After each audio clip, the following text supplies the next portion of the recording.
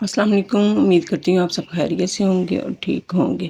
آج میں یہاں پہ آپ کو یہ بالٹی دکھا رہی ہوں۔ یہاں پہ آپ کو پتہ ہے آج کل برسات ہے، برسات میں جو پانی میں کھارا پن سا ہوتا ہے، اس سے جو ہوتی ہے یہ بالٹی وغیرہ جو ہوتی ہیں یا ٹب ہوتے ہیں، اس کے اندر ایک خاص پلاہٹ سی ہو جاتی ہے،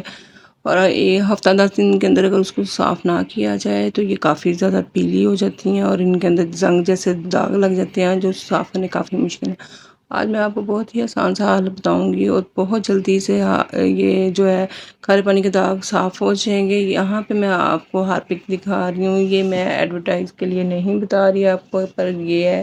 کہ اس سے صرف باتھ روم وغیرہ ہی یا فرش صاف نہیں ہوتے، اسے آپ ایسی چیزیں بھی صاف کر سکتے ہیں، اور بہت ہی آسانی سے یہ صاف ہو جاتی ہیں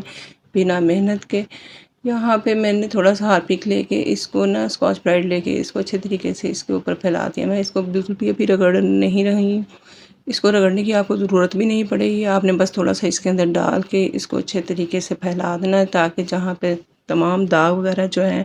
وہ اس کے اوپر لگ جائے۔ اور اس کو لگانے کے بعد نا آپ نے تھوڑی دیر کے لیے اس کو چھوڑ دینا ہے۔ اس کے ساتھ ہی اگر آپ میرے چینل پہ نئے ہیں تو لازمی چینل کو سبسکرائب کر لیا کریں، اور بیل آئکن کے بٹن کو دبا لیں تاکہ آپ نئی آنے والی ویڈیو سے آگاہ رہ سکیں۔ تو ویڈیو کو لازمی فرینڈ کے ساتھ شیئر بھی کیا کریں، لائک شیئر لازمی کیا کریں، اور کمنٹ کر کے بتایا کریں کہ ویڈیو کیسی لگتی ہے۔ یہاں پہ دیکھیں میں نے نا اس کو 5 منٹ کے بعد وہ اسکاچ برائٹ لے کے ہلکے ہاتھوں سے بس اس کو آپ نے رگڑنا شروع کر دینا ہے۔ اس کو بہت زیادہ آپ کو رگڑنے کی ضرورت نہیں ہے، بس ہلکے ہاتھوں سے بھی کریں گے تو یہ تمام میل جو ہے اس کی بہت اچھے طریقے سے اتر جائے گی۔ یہ دیکھیں اندر سے کافی آپ کو پیلی لگ رہی ہے، اب میں ہلکے ہاتھوں سے اندر سے بھی سارا اس کو کر دوں گی تو یہ جو ہے اس کا تمام پیلا پن جو ہے وہ اتر جائے گا۔ یہ بالٹی کا جو ڈبہ ہے آپ کو میں دکھا رہی ہوں، اس کے اندر بھی دیکھیں کافی زیادہ زنگ وغیرہ لگا ہوا ہے، اور اس کے اندر میں نا تھوڑا سا سرف ڈال دوں گی۔ سرف ڈالنے سے جو تھوڑی سی جھاگ بنے گی، جو چکناہٹ پلاہٹ وغیرہ جو اس کے اندر ہے وہ تمام اتر کے ایک ہی دفعہ میں صاف ہو جائے گی، اور ساتھ میں نے جالی لے لی ہے۔ اب اس کو بالکل ہلکے ہاتھوں سے اس کو رگڑیں گے تاکہ یہ اس کا تمام جو ہے پیلا پن وہ اچھے طریقے سے اتر جائے۔